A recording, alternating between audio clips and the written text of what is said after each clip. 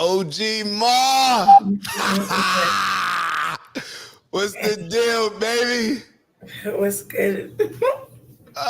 Let me button up, man. I'm feeling real Carltonish today. Real Carltonish. You all right? Yeah. You all right? You all right? Yo, you good? I'm always good. I tell you this all the time. I'm always good. OG Ma, what's the weather like out there? It's gray. Matter of fact, now we getting into it too fast. Let's let the room. We got to give the weather report when a few more people come in. But I already shared. Yeah, I did too. I even threw it on. What did I do it on? I threw it on Twitter, Facebook, and Instagram. Okay. Yeah, I need to I don't use Twitter enough. Like I just go to Twitter when I'm like irritated about something or if like I'm watching like a show that like everybody else is watching. That's when I Mm. enjoy Twitter. I But feel like like, I regular. feel like you would like Twitter. Yeah, maybe. I guess if I can get into it, but sometimes I'm like, I don't feel like I have that much to say all day, and then I'm like thinking of stuff to say, and then we have no interaction. It's like, who am I talking Yeah. That's the thing. to? Like it Yeah, gets a little. Like, yo, am I talking to myself? yeah. Grand Rising, Miss Shirley. Hey, Miss Shirley. Good morning. Okay, I liked it. I think we're good. It feels beautiful out right now. Like this is actually your ideal weather. It's 65 going up to 77. Oh, that's nice. It looks like it may have a chance of rain. We're not mad at the rain though. And then it'll clear Okay. out for the rest of the night. So rain Yeah, maybe midday, going up to 77. Not yeah. too bad. 70% chance overall, 30% chance throughout the noon to afternoon. Yeah. That Yeah. sounds good. It's 59 right now, cloudy. Mhm. It's supposed to go up to 70, which is good. But it's gonna be cloudy all day. And it's supposed to rain at 10. It rained all day yesterday. I think we had that. Was that a couple days ago? Was Monday maybe rainy? I think Mm, Monday was rainy over here, but I think we've been needing it. So, and I think I already said this. So I think Monday was rainy. right, because to clear out all that air. hmm This amazing air quality. I think it's actually shockingly, no, it's still moderate. It's Mm, not good. Like, why isn't the air good? This is weird. stay in the house. What do you got? What's yours? Like when you go on the weather app, you know how to Um, see it. yeah. Like scroll down. 44 good. See, ours is 51 moderate. But I should. 44 to 51 is not too far off though. Yeah, but yeah, Because before it was like a huge jump. yeah, it was bad before. It Mhm. was at like one something, I think. Yeah. Trash air, What are you trash gonna air. do? The chemtrails they put in there. They trying to attack us. Chemical warfare. Playing these games. I don't believe in these damn fire. Let me stop. I'm about to get in full conspiracy mode. Yo, Yeah. do you drink tea throughout the day? Mm-mm. Only when I'm like drinking like the poop tea or like sometimes Well, um all right. well, I mean, detox tea, whatever. Like I'll do the detox tea or then sometimes I'll do like random just ginger tea, but not like every day though. Maybe once a week, maybe. So I gotta send you a special blend because now I get the actual leaves, Mhm. so I can make my own tea. And sometimes I go back and forth between just using the tea bags, but this one is guava leaf, and this is iced. I prefer the iced tea. Well, Mhm. it depends on the time of day, but the iced tea. This is guava leaf, hibiscus, and moringa. Mhm. Yeah, moringa. That's like a secret for energy and stuff like that. So Okay. we'll How's it see. work? I like it. I like it. I could drink it throughout the day if I don't feel like drinking coffee. Because sometimes I don't feel like drinking coffee. Yeah. Sometimes like I'm not a like I can drink coffee throughout the day, Mhm. but Sometimes I just prefer to Yeah, I'm a drink. one cupper. Like I could do one cup of coffee in the morning and just be done. Like that's it. Yeah. You know who drinks a lot of coffee? Who? Your boy Andrew Tate. Mm, Yo, not all joking aside, he drinks 10 to 14 cups a day, I think. why? That's like not even necessary It's to me, to I keep don't up with know. that. Yeah, Like I don't know. all that. Because coffee, this is what I heard about coffee. They said that it's not that it gives you energy, it just blocks off the sensor that you're tired. So that's why they come out with a lot of, you seen like the mushroom coffee and stuff like that. Right. They come out with all that stuff. Supposedly that's supposed to give you energy. So Mm, I don't know. I guess it's whatever you that's a believe lot of in. coffee. Whatever you believe. If you believe it gives you energy, then it'll probably give you energy. You If you know, don't believe it will, may you not. know what I find about coffee? It doesn't like I feel like when I'm looking for that energy, like in the morning, I guess because we naturally have it, you can't really tell the difference. But like say I drink coffee at like 4 p.m. I don't really feel that energy until like later for whatever reason. It's like when I'm trying to go to bed, like maybe like 11, it's Mm, like now I feel awake. I don't know why. That's why I don't drink coffee like after 3 o'clock. I try not to. I try not to drink it yeah. after 3 o'clock. I can fall asleep. I can drink coffee. Like I'll drink coffee at like after dinner. Like if I'm out, I could just have a little coffee, I boom, used to be able to do that. And and I'll sleep like a baby. yeah, Yesterday I no. couldn't because this my dumbass neighbors downstairs. Somebody downstairs yelling like 11, 12 o'clock at night. A conversation, no lie, longer than our conversation. Like I feel like they were there when we started and for another hour after. Like Mm, just on the phone having a whole, and I'm not sure that they realize that the sound travels up because I'm literally listening to everything that they're saying. I couldn't understand it because it was Spanish, but right, I was about to say what they was talking about. yeah, I don't know. It seemed intense. Like I'm like, bro, I was very close. I don't do stuff like this. Just yell out the window, like, yo, chill, we trying to sleep. Like, and I just imagine saying that and everybody else, because probably most people had their windows open, being like, word, shut up. You know what I mean? Because it was Mm, just like, bro, like, all right, we get it. hmm. Shout out to Sin Foley. Good morning. Shout out to Sin. What's up, Sin? Um, yeah, no, so far in this building, I mean, it's the outside, as you can hear. It's so much not like the people in. I haven't heard a lot of noise yet, but outside is a lot. Yeah. Yeah, the sirens. I feel like I always hear the sirens. Certain stuff I hear very clearly. Like I could hear people at the pool, like very clear. Remember with the baby crying? So certain things I feel like there are certain times of day or certain places that they are, the sound Mhm. travels. Miss Shirley says she loves moringa and hibiscus, but haven't acquired the taste for guava. Yeah, it's cool. It's cool. Coffee makes me tired. That's interesting. Mhm. That's Yeah. interesting. And Joel, shout out to Ah, Joel. hi, Joe. Joel is finally Finally. on. Nah, that's good to see. Good Okay, to so see. just so you know, and this is for Yeah. everybody else because I see we have a few new names. Monday, Wednesday, and Friday at 8 a.m. Eastern Standard Time. So if you're in Chicago, it's 7 a.m., y'all. But yeah, 8 a.m. for all you East Coast folks. So now And you know, Joel. yeah, and while you there right now, click that little hold up. Everybody, we're gonna do a quick little warm-up exercise. It's clicking the share button, click the share button, and then click copy, then open up your text messages and send it to the last 3 people that you text. And let's play a game and see how many of them actually get on. And that's the morning exercise. In the morning exercise.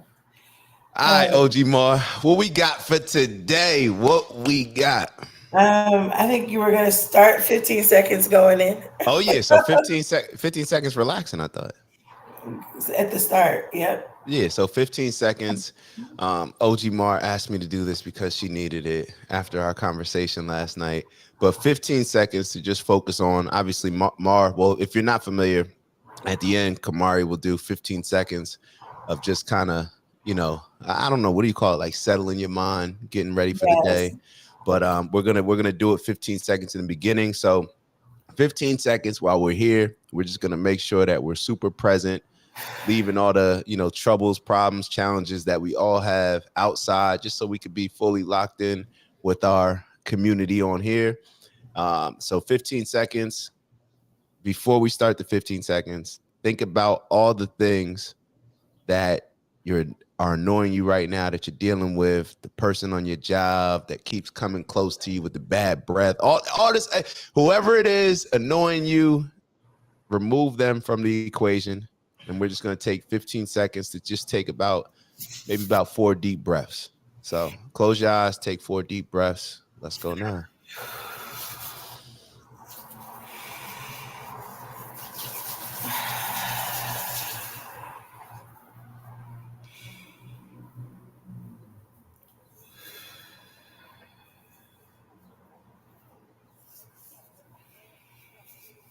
One more. All right. Breathing out all the BS. All right. So, all right, let's get to it. All right. So we were talking about what will the world look like in 10 years. So when I think about that, it's kind of like I had to think about what did 10 years look like 10 years ago. And so I'm like, okay, that was 25, vaguely remember things. But what's funny, I think I was here in Chicago 10 years ago too. And so I think I was like kind of doing the same thing I'm doing now, almost in a way, just like living on my own here in Chicago. Yeah, working with kids, kind of the same thing, but like so much has happened within that 10 years to land like here. So it's kind of funny. Like, I don't feel like, oh, you're in the same spot per se, because a lot of different things and a lot of different um, moves have happened since then. So when I think about 10 years ahead, I'm like, I'm hopefully it is kind of like in a coast in a way for me. Like, obviously, I want to elevate, but I don't want to have to do all that I did in the past 10 to get to somewhere in the next 10. So, yeah, with all these alien talk, I don't know. I don't really know what else is going to happen. Yeah, it's that's a good way to look at it. It's funny. I didn't when I thought about it, I didn't even think about, what things look like 10 years ago for me, for the world. Definitely different though. Definitely different. And that goes to, I guess, the original question when we were figuring out how many years we would say. It went from like 100 in my head to like, what will the world look like 100 years from now, to what will the world look like 50 years from now, to like 20 literally. And then we're like, yo, 10. Because honestly, the 100, it may cycle out 5 times. Like, you know what I mean? But the 10 years, especially, I don't know. I guess as things advance more and more quickly, technology and everything else, those cycles or trendy years, I guess, become shorter and shorter. So things change at a much faster pace. And I kind of had to break it down into different areas where I'm thinking like, okay, what do I think, politically the world will look like? What do I think, culturally, religiously, spiritually, all these different areas? What do I think relationships are going to look like? What is the school system going to look like? All these different things that I'm looking at. Are there going to be flying cars? What type of homes are we going to be living in? Is everybody going to get away from the homes that we live in now and everybody just live in buildings? Like, what will that look like? So to me, I kind of went through it category by category, but the main takeaway that I had was that it's going to look like whatever we allow it to look like. Like, that's kind of was my main thing. So I guess some of the questions that can lead us to answering, what the world will look like in 10 years, I guess it starts with, what will we allow to happen now? Because everything that we're allowing to happen now and pushing for now, the agendas, the initiatives, that's what's going to come to fruition 10 years from now. So maybe we could just go like category by category and just take a look at, what type of things we expect out of those areas. So maybe we'll start off. I mean, I'll let you pick which area. So I wrote down like politically, spiritual, religiously, culturally, technology, how it impacts everything, relationships, family structure, the school system, what that will look like, homeschooling or regular school. I mean, you pick. It's funny because I want to pick a few because they kind of go together. Mm-hmm. But we can start with like religion, Mm-hmm. and I also think what I think will really happen in the next 10 years, people will realize. Like I feel like people have this whole idea or understanding of like life is short, so live today, or do what you need to do today. And I feel like that's going to get extremely bigger, like the idea of like doing what we want. I think you'll see a lot of people moving out of the country, moving all over the world. Like I think that's something that's going to happen. um and I also feel like when it comes to religion, that was kind of the first thing that popped out. I feel like there's going to be either this big divide of people Mm. who just like are spiritual and like, listen, I believe there's something, I don't know exactly what it is, but I know that if I put good in the earth, good comes back. If I put bad in the earth, the consequences of that come back. I think there'll be a wide group of people who just flow with life. And then there'll be people who may still be holding on. But I feel like in the next 10 years, it'll be more of that like spiritual free flow kind of like, I don't believe in any one set thing. I just believe in there's a higher power and I do good and I get good. And the reason why I say that is because when you think about me, like I feel like I grew up in church, so I feel like it's different. A lot of kids are not growing up in church the way that they used to, or so there's not a lot of that like trauma that people have had from churches. Mm-hmm. I feel like the younger the generations get, the less they are into that traditional every Sunday, maybe every Sunday and Wednesday Bible study. Like I feel like there's just a smaller group of that now. I could be wrong. I don't know the percentages, but I feel like people are moving towards the spiritual route in religion. But in general, as a whole, I feel like everybody's just gonna start doing whatever it is that they want to do. Yeah, I think that's especially how you finished it up. That's accurate. People gonna do whatever. Like I think this is probably the most free, quote unquote, free. People have been and encouraged in a lot of ways to explore whatever you want to explore, feel however you want to feel, think however you want to think, and it be okay. Like we're here to support you. And one of the things that you mentioned, moving towards spirituality away from religion, I think that has been happening. I would agree. There's less and less, Bible study.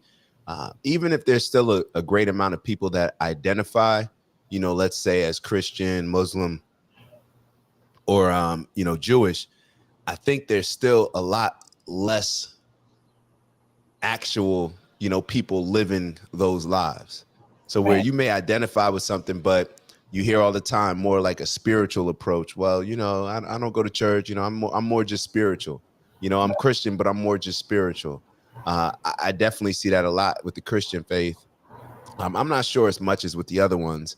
I think when it comes to Islam and Judaism, people still have the more traditional beliefs that they're more living the actual culture and embracing the religious aspect of it rather than just the spiritual side.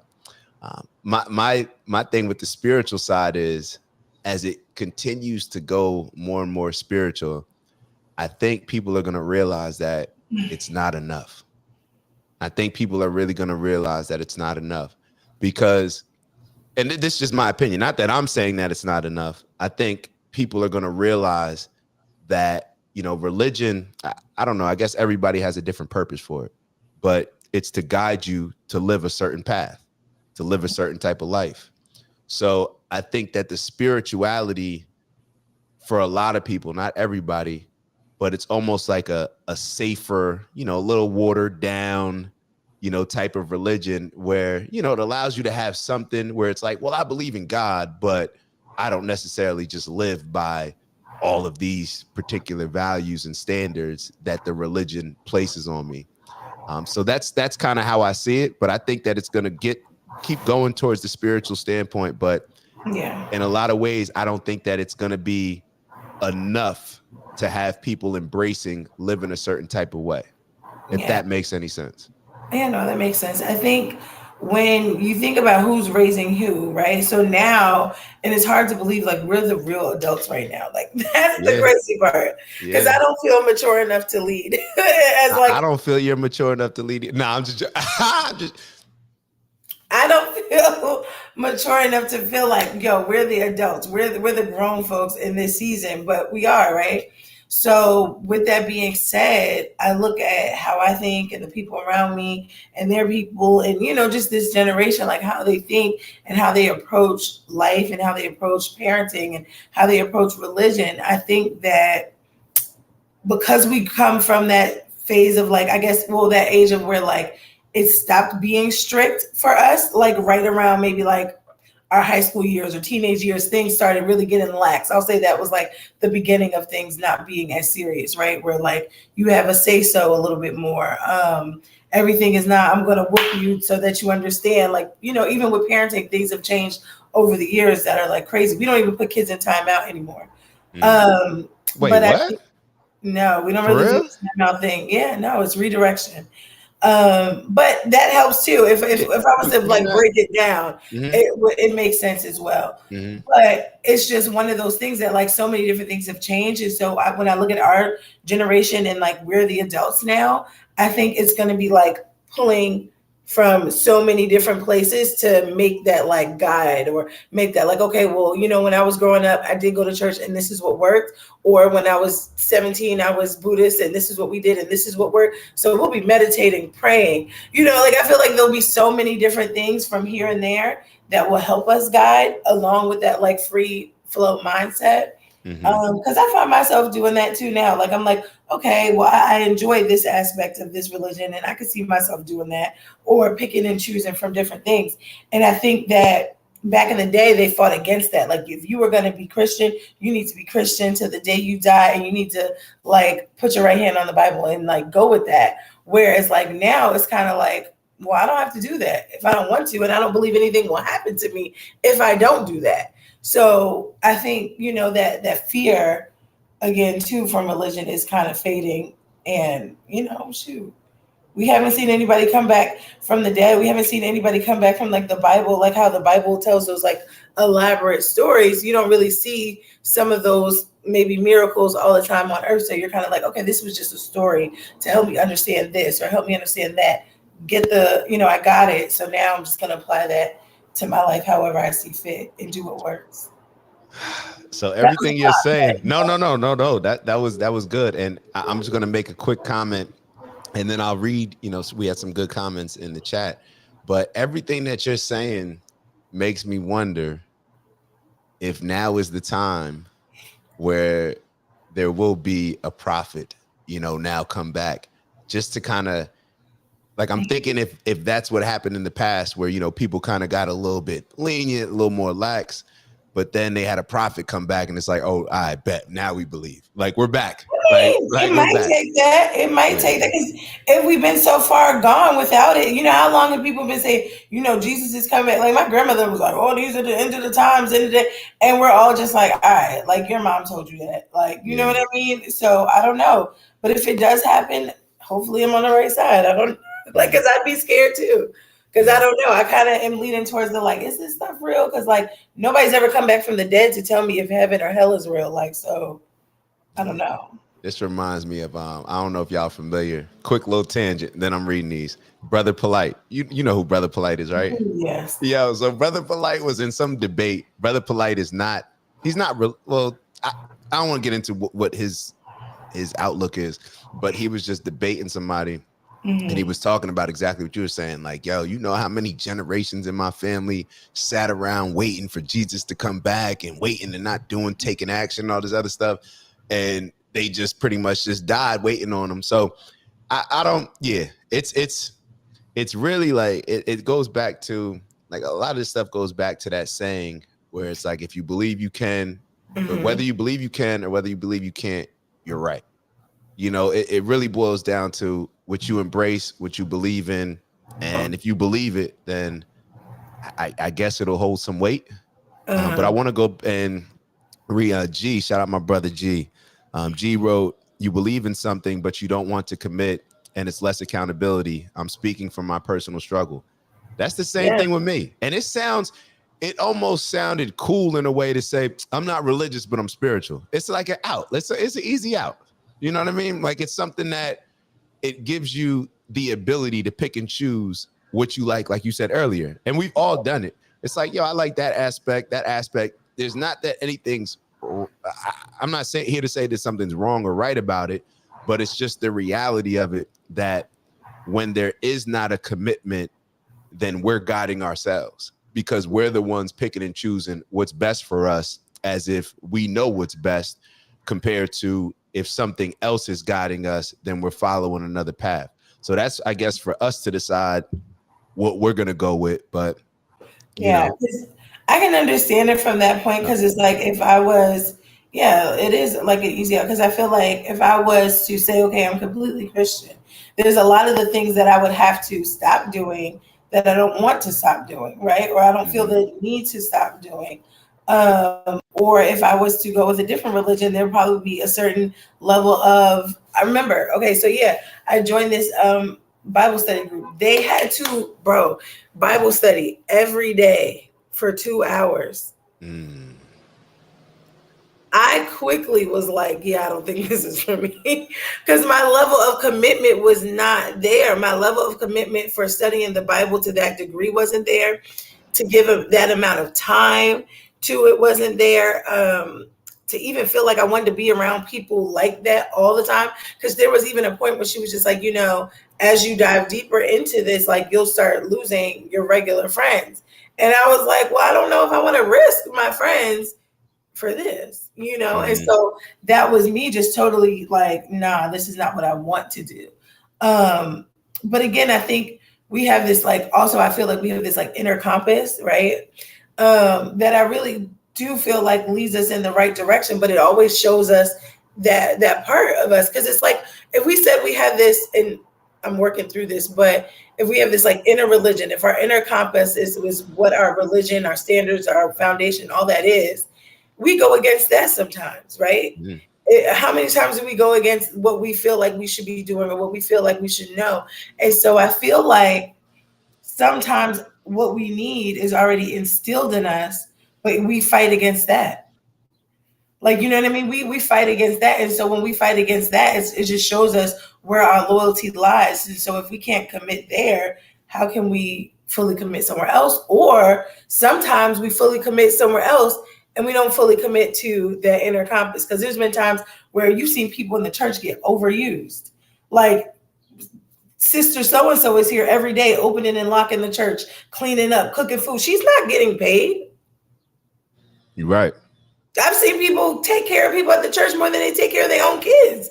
They're not getting paid for that. Your kids are losing time. So it's kind of like there has to be a balance with everything. But I feel like we have that inner compass that tells us like you need to go home instead of staying at church for an hour. And then we like, nah, but God. Hmm. So I think yeah, it's a balance. I don't know. I just try to work that out. But yeah. Yeah. It's it definitely is a balance, and it's a picking and choosing between who balances it out. You're gonna Yeah. go with your word, your inner compass, or you're gonna go with your religious leader, or you're gonna go with your direct relationship with your particular book that you read. Right. And another thing, as you were talking, well, let me get to these, and then I'll kind of chime in on that. Miss Shirley wrote, spirituality will increase because the individualized freedom, whereas religion places on organized type of guidance according to societal rules. I agree. I agree. And I think that's, yeah, we're on the same page, I believe. But I think that the spirituality will continue to increase. It's more attractive. It's more attractive. It's hard. It's like telling somebody, yo, are you going to make this commitment to work extremely hard at this time every day to lock in, to be all in? Or do you want to just commit to kind of, just doing it as you feel? That's kind of like the difference. You know what I mean? Yeah. So I I also, agree. yeah, and I also feel like aside from because I feel like if we also have to give it a positive too, like if you think about it, it's teaching you to maybe trust yourself, think for yourself, spend more time with yourself. Like you know what I mean? Like so I don't know, but it's also what are you doing, right? So if you Mhm. says if you say I choose the spiritual path, Do you get up every morning? Do you sit with yourself before you answer your phone, before you do anything else? Sit with yourself and say, okay, how do we want to show up today? How do we want to present today? What do I feel like God is leading me towards doing today? Or spirit, or whatever you want to, use.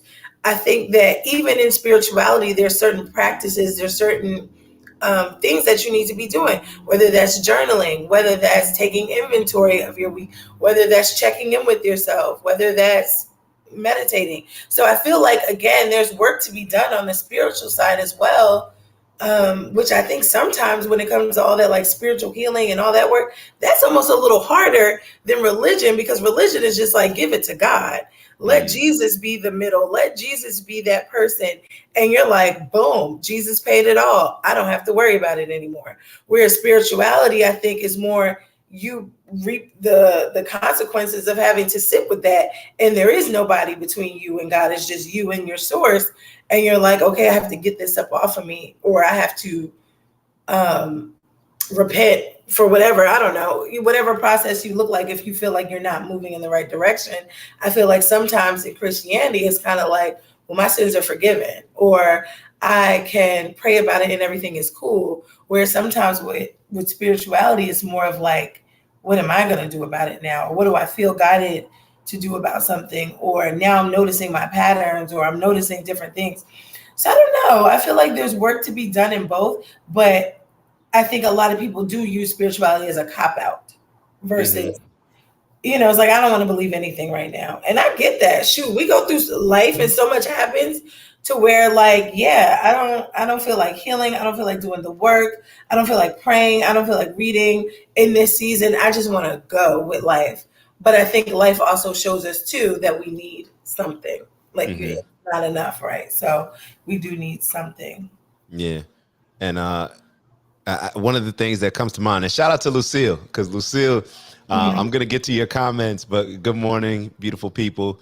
Lucille had a cool comment where she wrote, what we make of it, it will look like.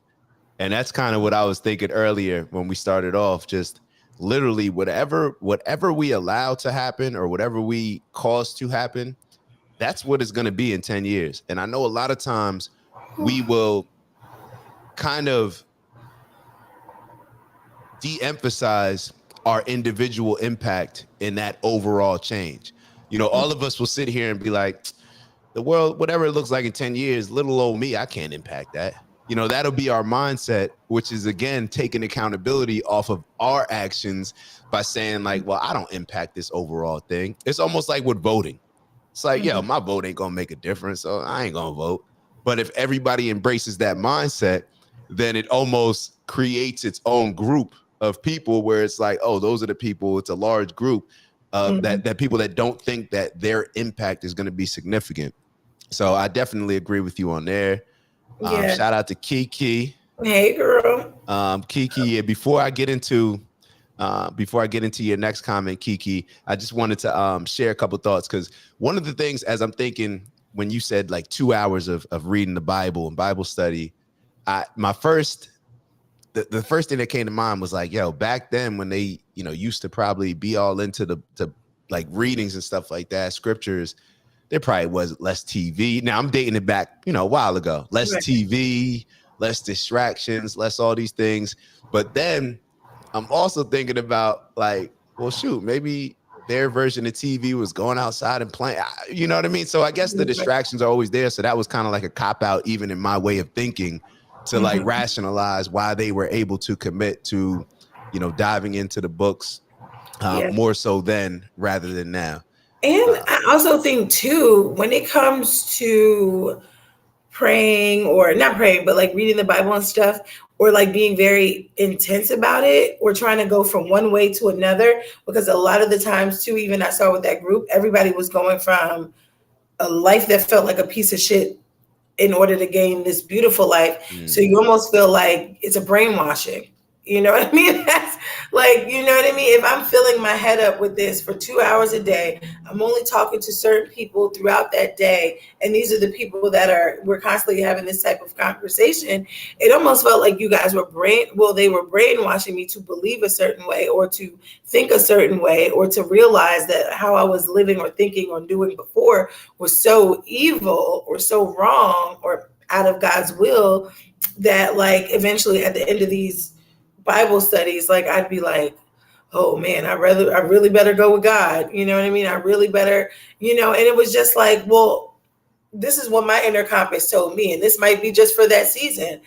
I might think differently in 10 years. But my inner compass was like, do you want to serve a God that looks at you and says, if you don't follow me or if you don't come with me, you are worthless. You are not valuable. You are not going to make it to heaven. You're going to go to this burning hell. And it's like, well, I don't live my life in a way to where I feel like I'm deserving of those evil things. But if I just don't want to go this way, this is what I get in return. And when I think about God as love, and when I think about my relationship with God and the things that I can say he's helped me with, whatever, or spiritual, whatever I want to say, God has brought me out of or brought me to or allowed me to experience, it doesn't feel like that. It doesn't feel like if I don't want to go one way, I'm going to go to hell. Like it feels more so of this inner compass is telling me, you know which way to go. You know how to treat people. You know how you want to be treated. And you're learning as you're living. So I don't feel like I should get beat because I'm not going this one direction. And so for me, it was like, I don't want to fear who I look at as God in a way to where like I'm constantly thinking like, if I don't give this person $1, I'm going to hell. Like I can't live like that. That's not fair to me. And so that's why another reason why I was like, nah.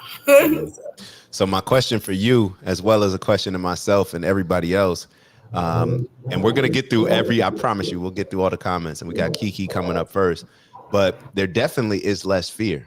I think embracing spirituality rather than religion allows you to get rid of that fear aspect. My question is, even when you go back to the brainwashing, is brainwashing bad? Is fear bad? Because think about it. A lot of the things in a lot of cases, I think we need fear to inspire us to do different things. Now, of course, that can always, go to a negative aspect. But think about what fear, like most of us are either at our job right now or heading to our job right now. We don't want to go. We don't like the people there, don't enjoy the time. We're taking time away from our family, all these different things. But it's the fear of, if I don't work, how's my life going to look? Fear does encourage us to do a lot of the things that we may not want to do, but we may need to do. Now that may be, we may look at it like, well, shoot, the fear is causing me to go to work when I could be spending time, with my family, maybe figuring out a different way to put food on the table, maybe creating a barter system with the community, with the village, all these different things. So my question would be, is, the one aspect of, is fear useful in that sense? Like, do we need fear to kind of get us back to, I don't know, depending on how you look at how the world is right now, my opinion is like, yo, we need some fear, because the way things are going, it's moving in a terrible direction, in my opinion. But that's kind of it depends on your outlook of the world. Then the other aspect is the brainwashing. Like, even from the word, we associate brainwashing with something negative, but when you just look at the word, like brainwashing, it almost seems like it would be something good, to kind of wash out all the dirt, all the other stuff, and to get me thinking a certain type of way. Like, is it bad? Like, isn't kind of everything brainwashing? Again, I think when it comes to brainwashing, it's more so of what is it that you're about to fill your mind up with? What are you replacing with what you have currently? Because again, like if my inner compass is saying like, this is not God to me, this is not right to me, I'm not going to do that. But if I need to use that same brainwash, and I think again, it's like everybody's doing the same thing and calling it something different, right? So what is reading our manifestations or our goals every day? Like I am strong, I'm capable to get through the day. If I'm saying that, it's a form of me brainwashing myself of saying I can do this, I can go be great today or whatever. It's just me building myself up. So again, I think it's about what is it that you're brainwashing or putting into your mind, or what are you saying to yourself, and do you even believe it? Because I think that if you believe it, then you start to see the manifestations of those things. But if there's a fight between what you believe, then I could see that being a struggle and saying, like, I don't really believe I'm great, but I'm gonna just think I'm gonna keep saying it, and you don't see any fruit from it. It's like you got to kind of start to believe it. And so not only just saying it, your actions kind of have to follow. Well, what does great look like? Um, and then obviously in the spiritual world, you have living examples of what that kind of looks like, because you have your pastor, your deacons, and whoever else. But then when it comes to the fear aspect, I think um, fear does motivate people to move, right? So if the doctor says, hey, like, you are 10 days away from, I don't know, losing your leg if you don't start eating less meat, whatever. You're gonna go to the grocery store and buy all fruits and vegetables and be like, oh no, I don't want to lose my leg, so I'm gonna do what I need to do. So I do think fear can be useful, but that's dangerous, because do you really want to operate only based off of fear? Because then you're either waiting till it's like that moment. But I think sometimes with spirituality, because it's a lot of self, it teaches you courage. And so I think that the difference is, if a lot of people said, you know what, I'm not afraid because I'm betting on myself. I'm going to have the courage to say, I'm going to start my own business so that I can stay home more.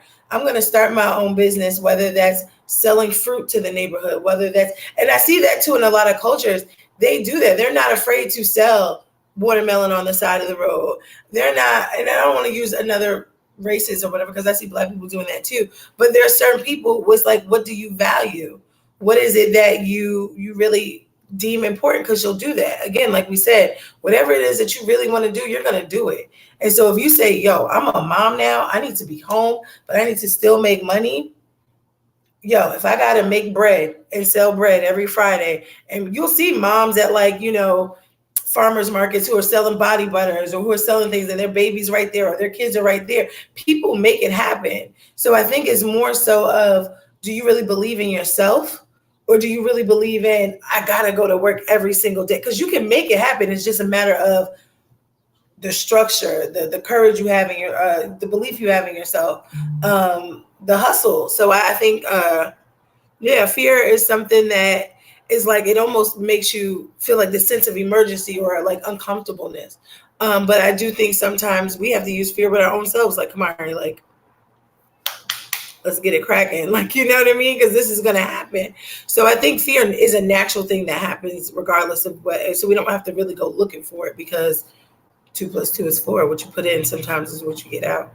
So, all right, so let's get into yeah, that's what I'm saying. Let's get into some of these comments, and we can walk through these, and then I'm sure we'll have some feedback from the comments.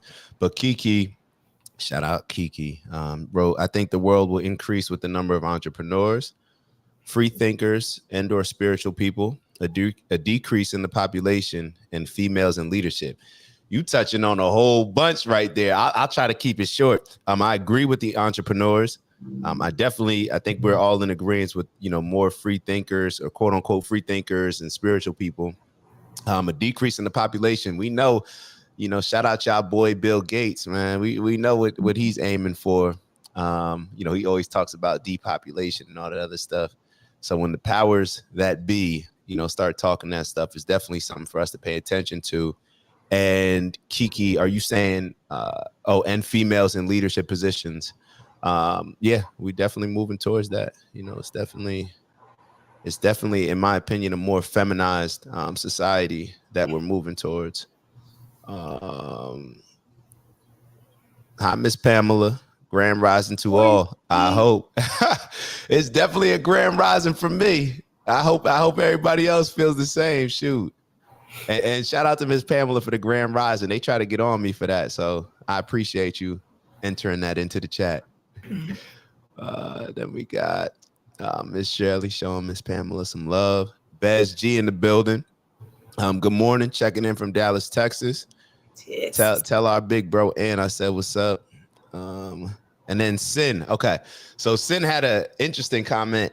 I didn't really get to see the whole thing, so I'm excited to read it. Sin wrote, I feel we are in a time of good versus evil more than ever. People are losing their faith. We need to love and unite the army of good to fight this evil in our communities and vote the right reps in. I'm gonna go ahead and clap that up. I agree. I see. I think that a lot of times we try to downplay that we are at war, in my opinion. Like there is a war going on, and it is a war versus good and evil. And I guess that's the never-ending war. But as things get more and more privileged, as we have more and more freedoms, we tend to not focus on that because we live in such a privileged time right now, where we lose. We kind of, nobody wants to just be at war all the time, so a lot of times it's kind of easy for us to step away and say, oh, well, we're, things are good right now, just let people do what they want to do, feel however they want to feel, express however they want to express. But in my opinion, we are definitely in a war versus good versus evil. And I guess it depends on how you see the world, which side you're on, or, what sides there are. But people are definitely losing their faith. People, we see that all the time. That's what we're talking about, getting more towards the spiritual standpoint rather than religion. And I think a big reason why people are losing faith, I think that people lose faith in religion, not because necessarily of God, but because of their religious leaders. I know that's a huge turnoff for me when I see certain people preaching, certain things, or certain religion preaching certain things, but then making certain exceptions, not living it to the max themselves, to where I'm looking at it like, man, like they the main ones, the preacher talking one thing and living a whole different lifestyle. So that, I believe, turns us off in a lot of ways and makes us lose faith in someone. You have somebody, a quote unquote leader at the top, saying one thing, pushing one thing, and acting like they really represent something, and they're not living it. It almost causes you to lose faith in the entire thing, or at least to lose a connection. And go ahead. No, I didn't want to cut you off. I wanted to, and I also don't want to forget, but I think when we look at that, it also teaches us like, we're all freaking human. Like, and again, I don't think, like when we were talking about like what's enough, I don't think sometimes religion is enough, because you find loopholes in religion and you're like, man, like now I have this kid that contradicts everything that I was taught. And I don't believe that I should love them less, or I don't believe that I should treat them any different because they're not going the same way that I went. So now I got to perform differently. Now I have to, act differently. I look at that situation with Kirk Franklin, right? A bad relationship between kids or parents or whatever, that may happen. And it just shows you it happens in leadership. It happens in Christian homes. It happens in every home where your son isn't exactly who you want them to be, or they're not exactly who you raised them to be, and now they grew up and they're like cussing you out on the internet, and you're like, oh God, like how am I going to manage this as a Christian leader or a man of faith? And I think that sometimes when we see these truthful spotlighted moments, it lets us know that like even they are imperfect. You know what I mean? Even so, when you come to trying to rise to the occasion or be this perfect human, it's just not possible. It's just not possible to sustain perfection, or because almost when you think about Christianity, or when you think about a pastor or a rabbi or something, it's like somebody who is just like this perfect human being who never did anything, or not even never did anything, but really lives their life one way for the rest of their life. Certain things impact that. Your children may impact that. Your wife dying or whatever may impact that. I just think of all the different things that people go through in life that change them. And I think that we need to give leaders more grace to be themselves, but also be transparent, because I think that helps the people who are actually going through things in real life. Like I went to a church where this big thing happened and they chose not to be transparent, and they made it look like everything was perfect. And then you have all these people in the congregation thinking like, God is just going to fix my situation like that too. No, talk about the hell you went through to get back to where you are. Talk about how you had to pray. Talk about how you had to sit on your face and cry, whatever. Because if we don't see that vulnerability from leadership, then when we have situations that happen to us, we almost don't believe that it's like real. Like you can't just get over, somebody dying. You just can't just get over divorce. You just can't get over certain things. And so I think sometimes when we look at leaders, they don't show that side of them to where we think like they don't get hit with life either.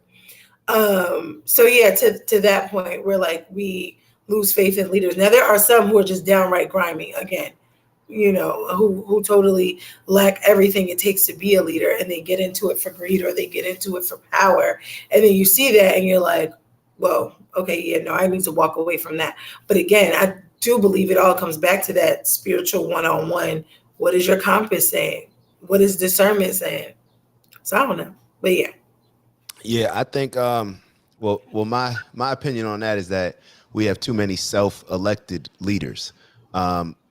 Literally all you got to do is go to school and then call yourself a pastor and you're a leader. That doesn't make you a leader. Me, I'm more of, I think that we'd be better off where, of course, we're going to have certain situations where people may, fall off a little bit, make mistakes. That happens. The honesty is something big, as you mentioned.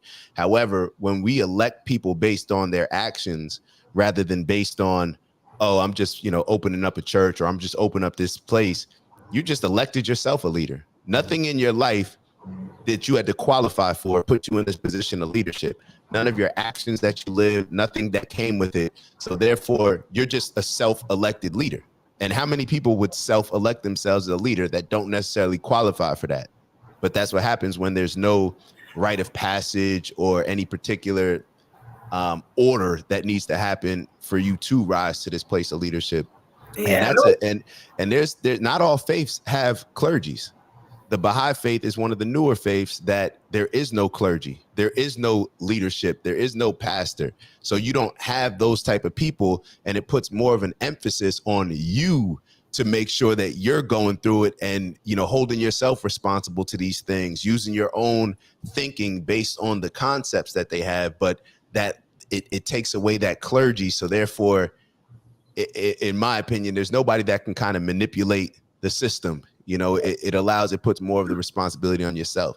But we're backed up. So let me try to get through these. I just want to say this too. And I also think in the next 10 years, I think that there'll be a lot more religions, a lot more like, like, oh, we're making this up. We're going with this now.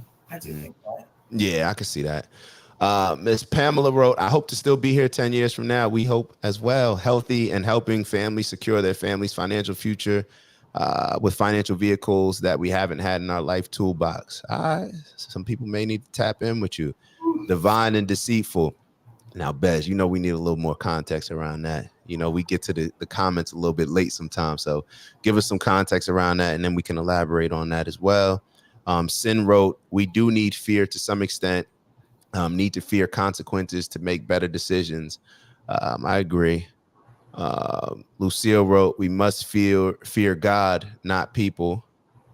I'm back and forth on that. I associate fear with respect in a lot of ways. So I think it's very hard, especially as a man, whether we admit it or not. A lot of the things that we respect because there's a certain aspect of fear.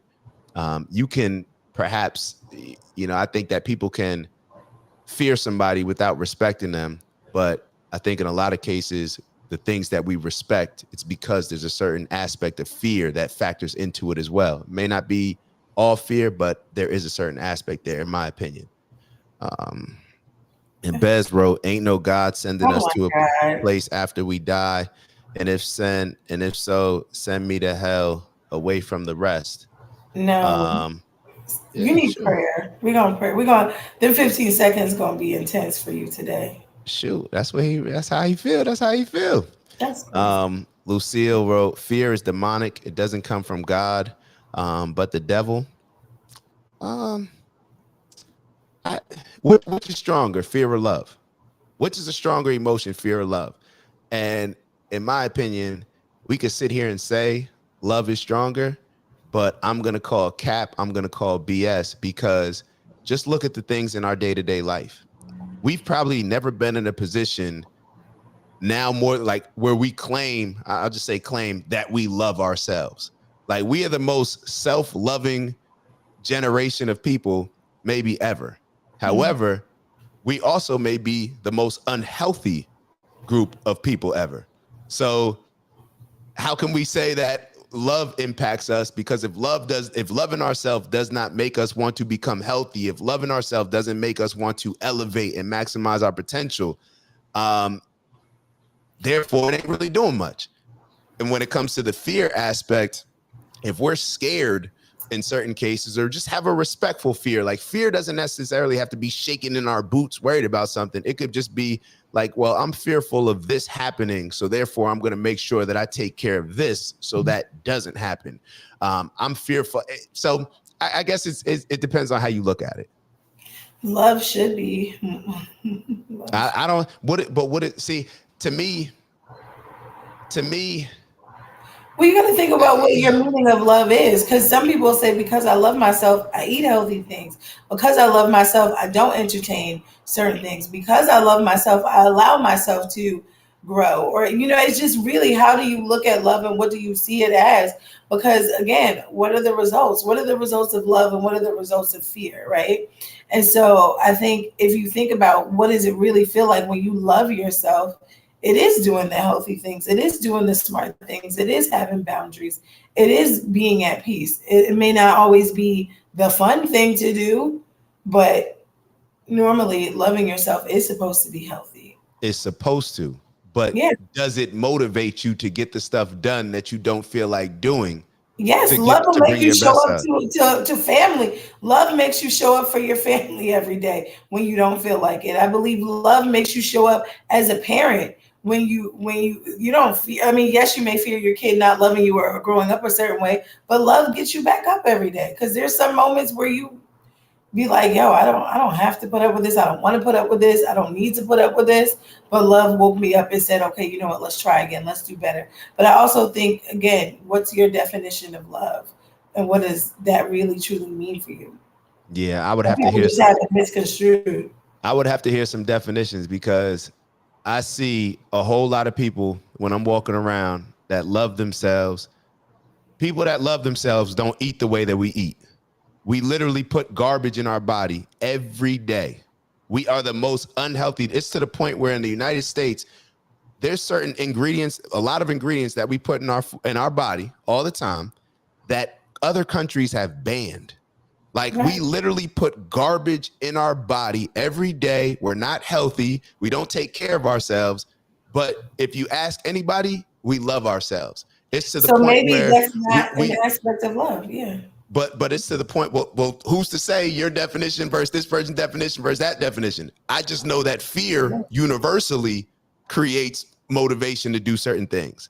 Like, love may not. It's almost like we hear it all the time. Like, people will know certain things to do the entire time. Love can, okay, boom, boom, boom. But until you're actually scared of something happening, then you don't move on it. Like, Well, it's just the reality of it. In my opinion, we don't loving ourselves. Like, you can't say that you love yourself if you don't take care of yourself, right? right. So if you look at it again, like, balance is everything. Because if you look at it with kids, right? I want you to respect me, like 100%. I want you to respect me. Um, Fear sometimes with children, it builds a complex. Like, there are certain times where I could tell a kid, like, "Hey, listen, get your homework done," I can yell or whatever, get your homework, and they jump or they do whatever they do, and now it's like that whole, like, I don't like that, because I don't want you. I don't want to be somebody that when I'm asking you to do something that you have to be afraid of me. No, I want you to respect me, but I also want you to see the value in doing what I'm asking you to do. So if I want you to see the value in what I'm asking you to do, I can't come at you like, do your work, da, da, da, because then I'm just coming from a point of, I need you to just do what I'm telling you to do because I'm telling you to do it, rather than, hey, listen, I'm going to show you what I need you to do. I'm going to tell you what I need you to do. And I'm going to actually help you do what I need you to do the first time so that you get it. But I don't want to have to repeat myself. And so I think sometimes in a loving way, you kind of have to, with children, I look at it like we're like kids almost. You got to just keep showing up, keep doing the same thing, keep whatever until they get it. Because I think sometimes that fear aspect creates a complex. And now it's like, you can't come to me for anything other than that, or you feel like you're only around me just because I'm telling you what to do all the time. Like, no, this in order to build a relationship or some sort, there has to be a balance. I think you're more so talking about an unhealthy fear. Of course, it's all along the spectrum. I can speak I just from don't, my personal experience. I feared my dad, but I went to my dad for everything. Went to my dad for everything. Was always super honest with my dad, but there was a certain level of fear there. And in a perfect world, everything that you're saying makes sense. In a perfect world. But however, especially young boys, and I think we may be having like a feminine versus masculine type of thought process on this. Young boys need to respect certain things, and there needs to be a certain fear aspect there. It just is what it is. And we look at fear as such a negative. Fear can be a very positive thing. If we walk into a dangerous situation and you don't feel fear, then that's a problem. But if you walk into a situation where you're not aware and you're not aware of the certain realistic fear that we should have, then it's going to put you in a more vulnerable position to have something bad happen to you rather than walking into a situation and seeing like, oh, I feel something here. It's not like always just like, I think we think of fear as like, oh my God, like I'm scared of master. I'm scared. I don't even know what it is, but there's certain fear that are real. Like there's certain fear touching the stove. I'm not touching the stove because, oh, I love my finger so much. No, I'm not touching the stove because I'm fearful of it burning my damn finger. So I think that and a lot of times we look at fear as the big bad wolf rather than just looking at fear as the amazing tool that it can be as a motivator. Because we can sit here and say that, you know, people should live more in love, people should do all these type of things. In a perfect world, you're 100% right. But in the reality, fear to me is a greater motivator if we use it in a positive way to give love. Like the fear that I can't, if I don't work today, I'm fearful of how this will impact my family. That allows me to make sure that I'm doing all the things that I don't want to do and show the love to my family. So it may just be a different way of looking at things, but I just feel that especially when it comes to young men have to have a certain level of fear and respect that comes along with them just learning how life works, because life is the jungle. And we tend to look at ourselves as, when you look at a nature show, when a lion is getting ready to attack a gazelle, that fear from the gazelle, the one who's most fearful and aware of the situation, that's the one who's going to get out of the situation. The one that's kind of just galloping around like, just everything's love, that's who's going to be eaten. Now, we can sit here and say that, oh, well, everybody should live out of love, but we live in the jungle. So therefore, there needs to be a certain level of fear and respect that comes along with it, in my opinion, to not only survive, but to thrive. But I get it. In a perfect world, I'm with you. Right. So before we get too much into the comments, oh my God, I do have to work today at 8:30. Yeah, let's get through these then.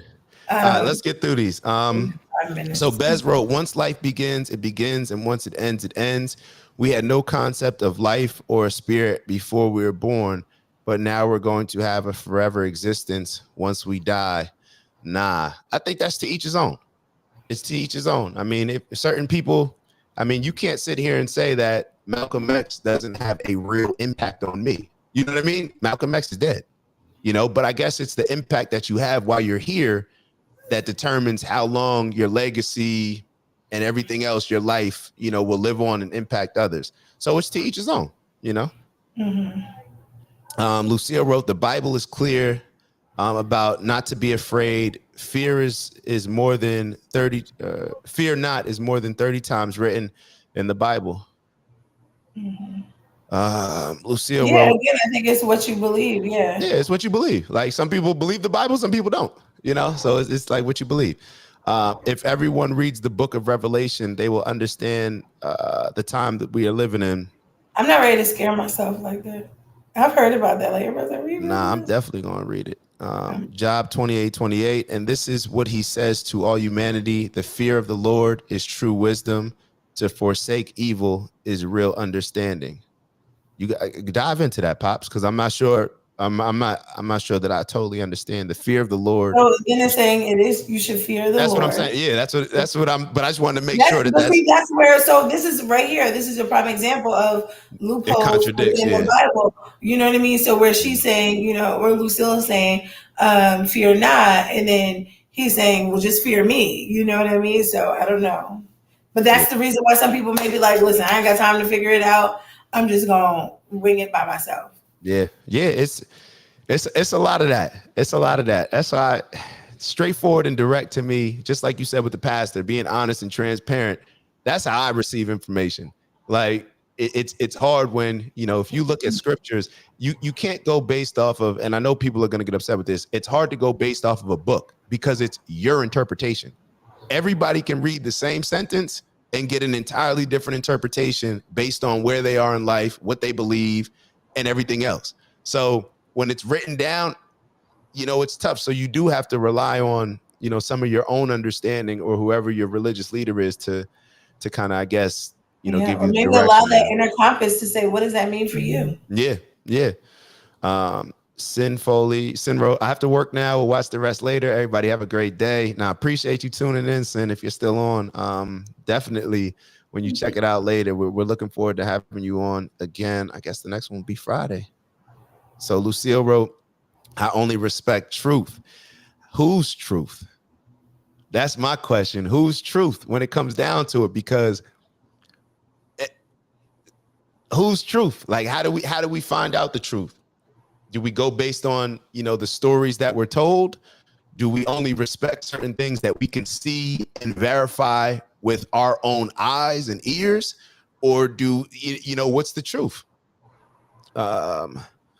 Kiki wrote, I agree with Kamari. There's going to be way more religions. I had to make up a fake religion with my job to get a religious exemption against taking the COVID vaccine. LOL. You gotta do what you gotta That's do. another convo, yo. Everybody, all of y'all, if you was one of those people getting mad at people for not wanting to get the vaccine or for questioning it, you need to apologize to all those people. I got into countless arguments about, I don't want to take that. Like, I don't trust that. Like, it is what it is. And people, they owe us an apology. Let's keep going. Lucille, right now, I'm confused about what's going on in churches, but I also know that the truth sets us free.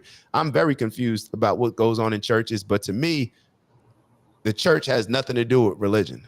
Like, I don't even associate the church with religion. Like, to me, the church is a business that pastors use, and that's how I look at it. It's just a place of business to where what they sell, every business has different products that they sell. I look at the church as just, selling a particular product. Some products are better than others. Some products are going to benefit you. Some may be detrimental. It is what it is. But I think definitely that we have to separate the two.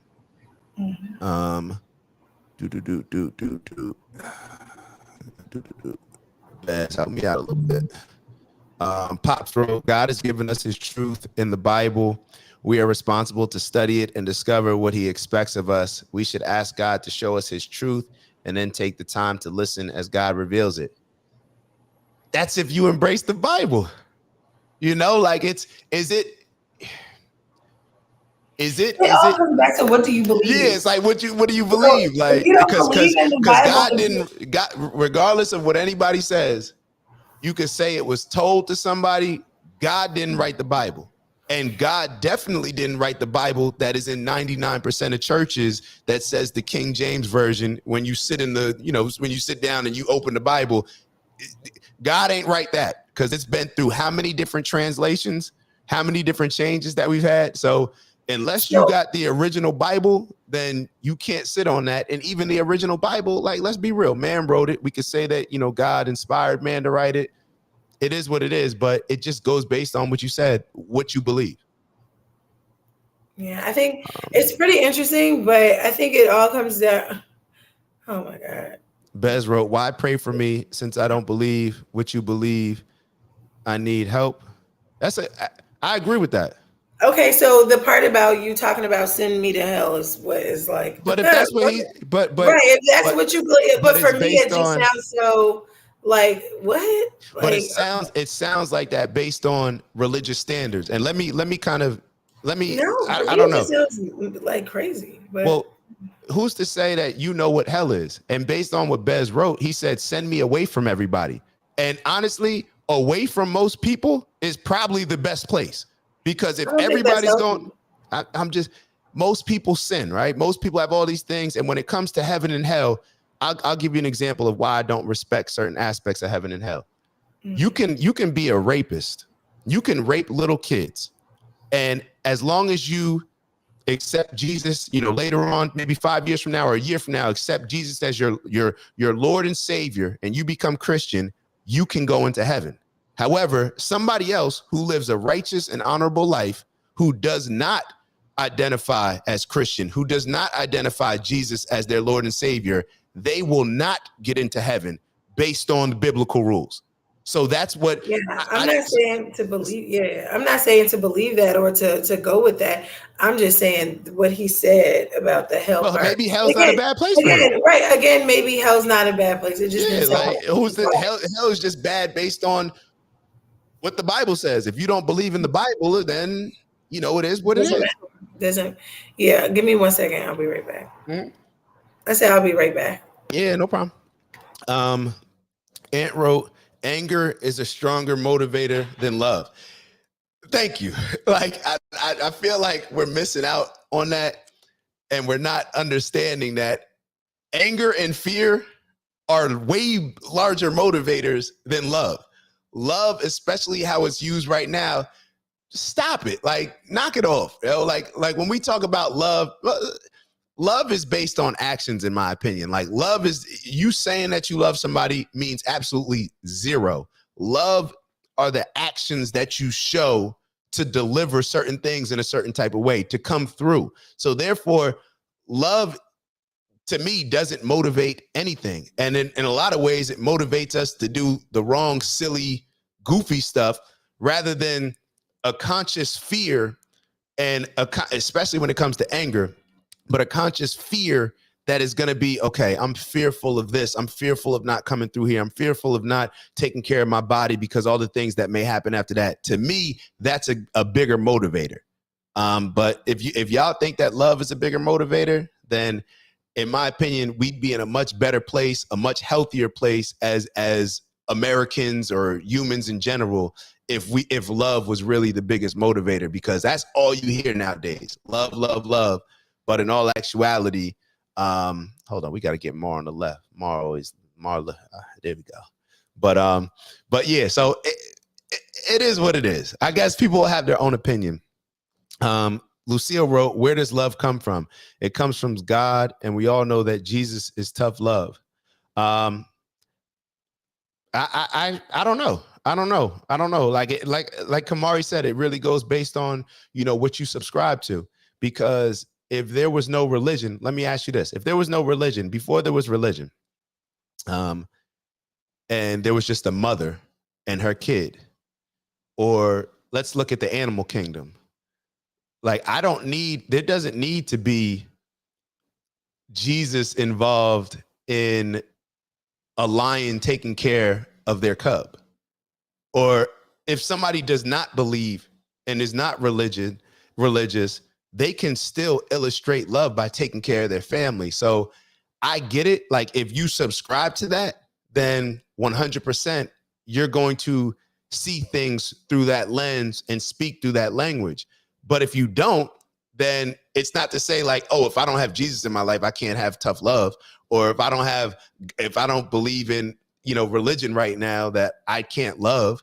So I don't know, but it's really to each their own. Kiki wrote, I do not think we're the most loving people. I think this world is all talk. People talk about self-love, but they're just saying it because it's a trend. But I do believe love conquers all. 100%. I believe that. I agree. First off, we are definitely not the most loving people. I think we are the most self-proclaiming loving people and the most self-loving people. But I think it's all BS, because I think people really just hide behind not wanting to change certain things about themselves by just saying, oh, I should just love myself who I am right now. Or we should just accept. We associate acceptance with love. And when you do that, a lot of times you accept all the things that are not going to allow you to grow, that are not going to allow you to prosper, that are not going to allow you to take care of yourself in the best way. So we just look at love as like, I mean, look at all this self-love stuff. It's literally, somebody could be doing something extremely unhealthy or that's going to be dangerous for them, but we just say, oh, we should accept them and we should still, encourage them to love themselves exactly how they are. Nah, I don't subscribe to that, but that's just me. So it's really to each their own. I think that we hide behind love in a lot of ways because it's just an easy out. I didn't realize I was on mute. Oh, shoot. Because I was doghousing that yoga.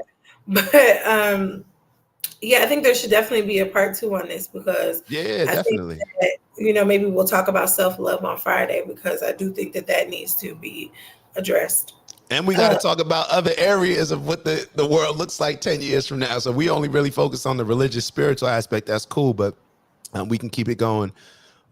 Ling wrote, perfect love, cast off fear. Perfect love. Yeah. When the anger is focused, 100%. Anger, to me, is a greater motivator. Lucille wrote, I love your channel. You both speak reality. Lucille, we love you. Thank you. We love you.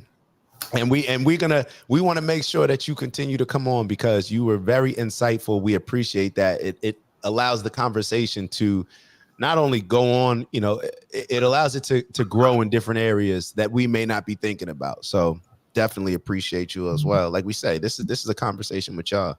This is not just us giving our opinions. Joel wrote, fear is stronger because it inspires you to do so much, good or bad. I 100% agree. Ant wrote, fear is not supposed to be a bad thing. It's supposed to be an indicator of danger to keep us safe. People abuse the feeling by instilling too much and fear causing trauma. I agree. This is what I'm saying. I agree. Kiki wrote, I feel the opposite. I can't be motivated and thrive with a fearful mindset. I am more motivated by love with my job, family, and relationships. And Kiki, I get it, and I love that for you. And that's what I was saying earlier as far as the masculine being different than the feminine. You are supposed to live in that space. And that's why I kept talking about young boys growing up that need to have a certain aspect of fear, respect, and understand how to use anger in their lives. Because we are different creatures. As much as we all like to think that we're all the same, we require different medicine. We are totally different men and women. And I believe that it is healthier. I would rather, you must be around some great men because I think that when you're around great men, it allows a woman to live in those same ways that you just spoke about, more motivated by love and all these other things. So, okay. I gotta hop off because I really gotta go to work. Yeah. Do you think? I'm just gonna get through these, and then I'll give y'all the 15 seconds. And so you guys have a great day. All right, Mar. We'll see. Hold up. Let me get through these. Ant wrote, I agree, Kiki. Fear stifles some, but it's a spectrum. It's not a singular thing. That's what I keep trying to say. Like, we're looking at fear only the negative aspect of it, like the extreme aspect of it. And the same reason why, fear stifles some, because it may teach you a lot about yourself. It may teach you a lot about yourself and make you understand that you're not about, certain things that you may have thought that you were about, where you may need to rely on others because you're not comfortable living in that fear space. For example, if you're an entrepreneur, when you said, Kiki, you think more people are going to be entrepreneurs. An entrepreneur, you are living in fear every day. Like, I don't care what people say. I don't care if they're smiling. I don't care. It is fear every day that's motivating you because it's always a eat what you kill or eat what you plant. Shout out to all the vegetarians and vegans. But it's always, and plant-based people, but it's always a fear of, I need to perform because if I don't perform, all of these people lose their jobs. All of my family can't eat. So when you talk about entrepreneurship, anybody that's an entrepreneur, talk to them. There is a healthy level of fear that has to be there on a consistent basis as a motivator. The love aspect doesn't work, in my opinion. Lucille wrote, a pastor must be the shepherd to look after the sheep, not a spiritual narcissist. I'm going to keep it real, Lucille. That's why I'm not Christian.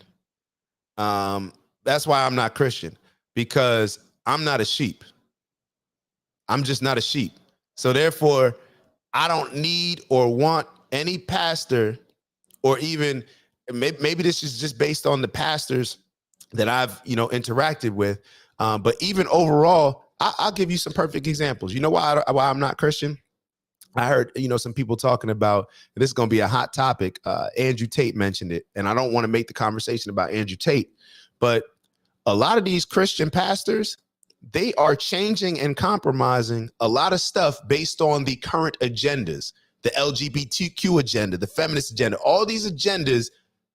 A lot of these Christian pastors and Christianity overall, we're supposed to be a Christian country. If you're in America, we are compromising our morals, principles, and values. Certain things that used to be crazy to us, we talk about 10 years from now, certain things that used to be crazy to us 5 years ago, we are now just completely like, oh no, yeah, that's cool. Let's promote that.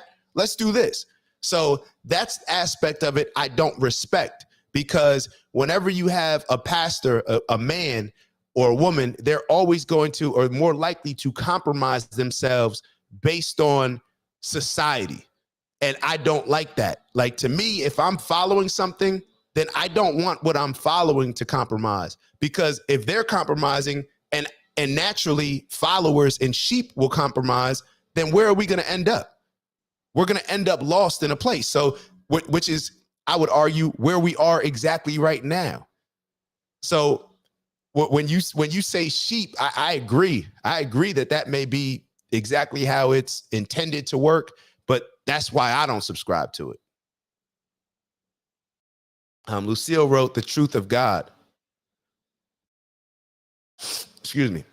My question would be, is what truth? Where do you get that truth from? Do you speak to God? And you may, or are you just going based on what your readings are?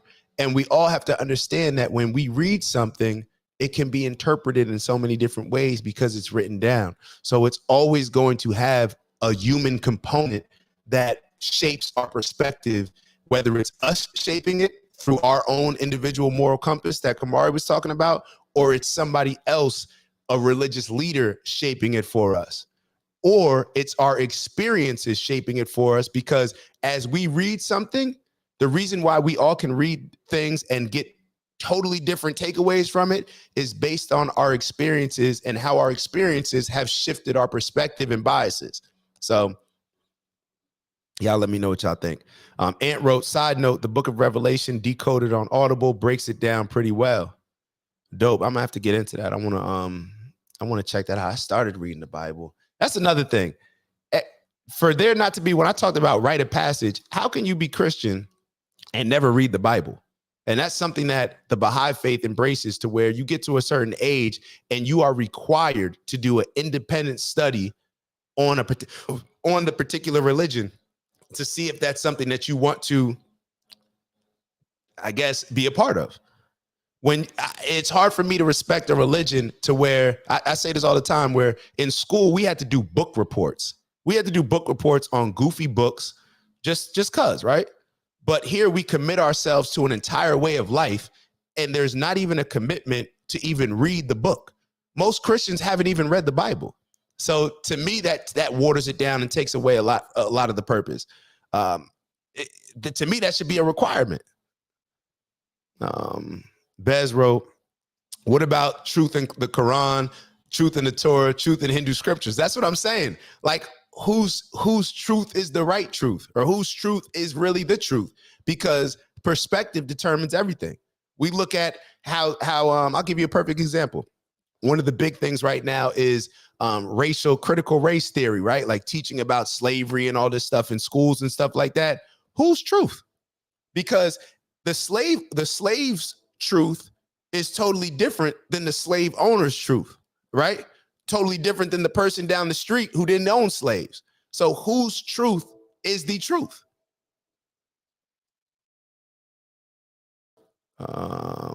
AM from surname. I'm not sure I understand. Lucille, my fault. Bez wrote, why do you call me good? Jesus answered, no one is good except God alone.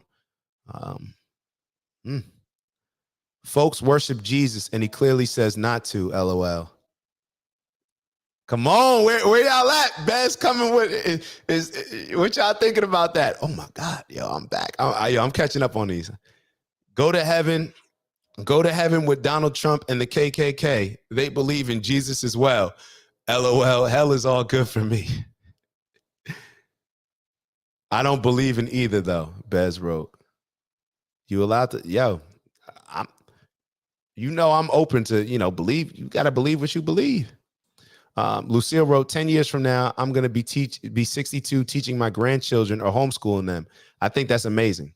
I think we're definitely going to, even if kids go to public school, I think, I know that it's very important for us to still take on a role, especially, let me say this, especially if your kids are going to school, then it's very important for you to take on more of a role of homeschooling them, making sure in a lot of ways you got to deprogram them from certain stuff that they're learning, or at least give them a certain perspective to where they don't completely just embrace everything that they're learning in school as the word. So yeah, because a lot of the goofy stuff that kids are learning in school, I don't agree with.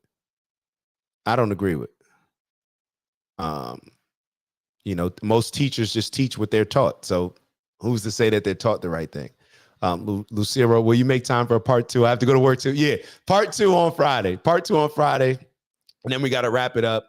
I got to get some work done myself. And then Pops wrote, anger will keep you from love. Anger can turn to hate. Love can heal all wounds. To me, there is no greater power than love. I truly believe that. I would disagree. In some ways. I would agree in some ways. I guess I definitely don't think, I think that I just look at love differently. Like love to me is just an action. It's like a result. I don't think of love as a motivator, or as a stronger motivator than those other things. But if love is more of a motivator for you as an individual, then you got to rock out with that. I would embrace whatever it is that allows you to become the best version of yourself. If that's love, then rock with the love. If that's using a little bit of fear, use that. If that's channeling some inner anger, then use that. Lucille wrote, I'm a child of God and I'm going to talk about it in part 2. Then when we have more time to speak about it. Appreciate that. I'm Christian, but I stopped going to church for some time now. I think a lot of people will relate to that. Lucille wrote, I speak to God and he speaks back to me. If you speak to God, then I will definitely have some questions for you on this next one, because I got some questions. Because I want to know if you speaking to the same God that everybody else is speaking to, that I may be speaking to. So, maybe we'll come together and figure out that aspect of it. And then Lucille wrote, I speak on my experience from 51 years. There we go. I speak on my experience from 36 years. I don't know whose experience do we just go by years? Do we go by, I don't know. In a lot of ways, I'll be honest with you, Lucille. In a lot of ways, experience on earth, this earth that we live in, to me, we like to speak on the experience as if it's a positive, as if it's something that gives credibility.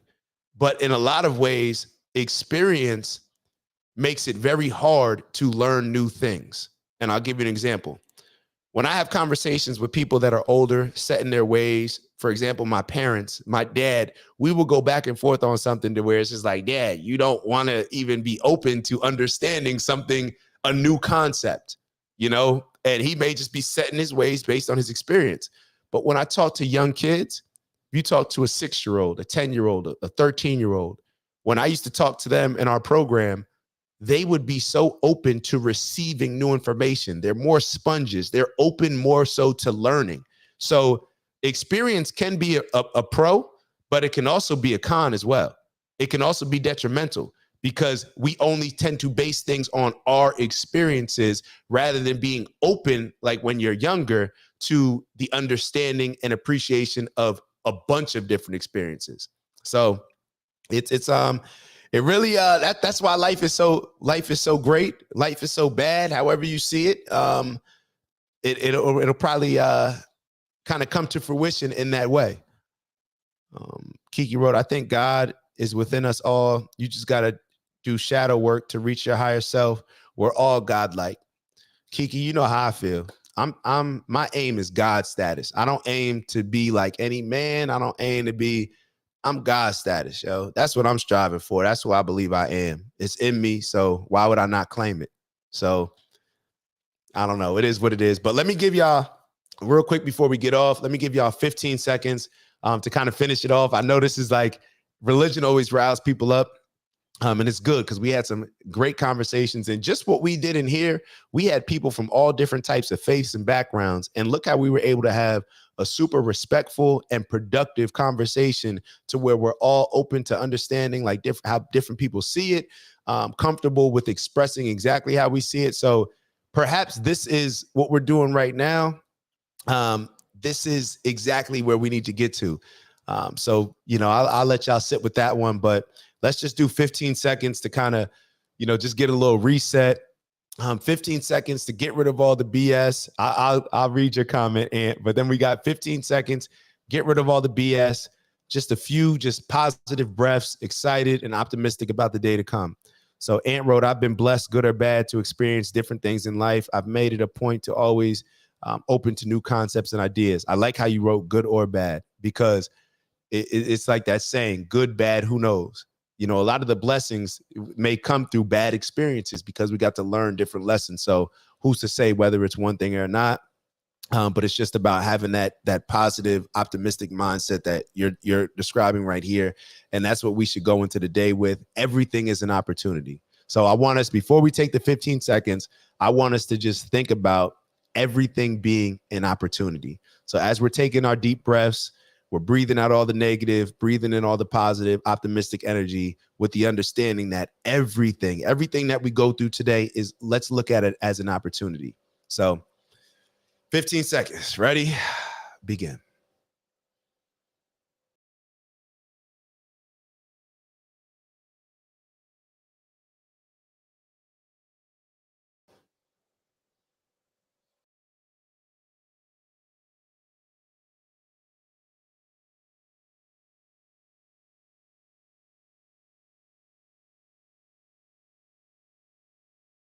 All right. Yo, love y'all, for real. Love y'all. See, I could just say that so casually. I don't even know any of y'all. I'm saying I love y'all. That just goes to show you how love don't mean anything. Nah. I appreciate y'all. Let me say something that's stronger to me than in a lot of ways than love. I appreciate y'all definitely for tuning in, locking in with us, and looking forward to y'all coming back Friday. Share with some of your family and friends, people that you may think are interested, and also people that you may not think are interested. Because these conversations can be very valuable. So appreciate y'all. Y'all enjoy the rest of y'all day. Onward and upward, strength and honor. Get to the bag with integrity, of course. And we'll see y'all on Friday. Ooh.